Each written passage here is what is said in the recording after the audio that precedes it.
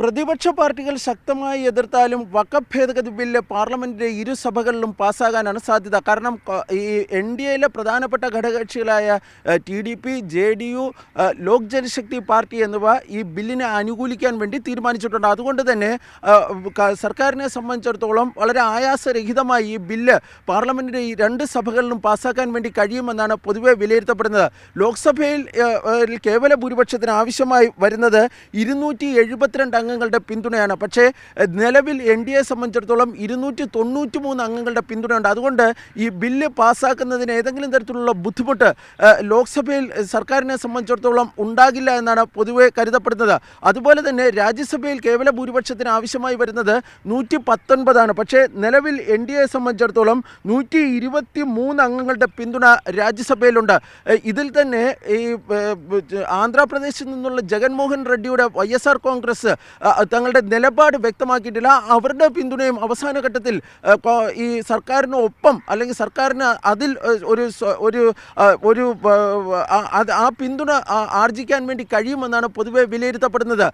ഈ NDAയിലെ പ്രധാനപ്പെട്ട ഘടകകക്ഷികളായ TDP, JDU അതുപോലെ തന്നെ ലോക് ജനശക്തി പാർട്ടി എന്നിവ ഈ ബില്ലിന് അനുകൂലമായി വോട്ട് ചെയ്യാൻ വേണ്ടി MP-മാർക്ക് ഈ വിപ്പ് നൽകുകയും ചെയ്തിട്ടുണ്ട്. അതിനവർ പറയുന്ന ഏറ്റവും പ്രധാനപ്പെട്ട കാര്യം കഴിഞ്ഞ വർഷം ഈ പാർലമെൻറ്റിൽ അവതരിപ്പിച്ച വഖഫ് ഭേദഗതി ബില്ല് അത് JPCക്ക് വിട്ടിരുന്നു. ആ JPCക്ക് വിട്ടപ്പോൾ തങ്ങൾ മുന്നോട്ട് വച്ചിരുന്ന നിർദ്ദേശങ്ങളെല്ലാം തന്നെ അംഗീകരിക്കപ്പെട്ടു എന്നതാണ്.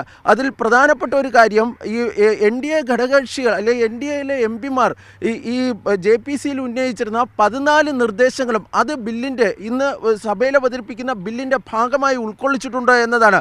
പക്ഷേ പ്രതിപക്ഷ അംഗങ്ങൾ ഉന്നയിച്ചിരുന്ന 44 നിർദ്ദേശങ്ങളിൽ ഒന്നുപോലും അംഗീകരിക്കപ്പെട്ടിട്ടില്ല എന്നതും വളരെ ശ്രദ്ധേയമായ കാര്യമാണ്. ഏതാണ്ട് ഈ ബീഹാർ നിയമസഭാ തെരഞ്ഞെടുപ്പ് വരികയാണ്. അതുകൊണ്ട് തന്നെ JDUവിനും LJPയെ സംബന്ധിച്ചിടത്തോളം അവർ സ്വീകരിക്കുന്ന നിലപാട് വളരെ നിർണായകമായിരിക്കും.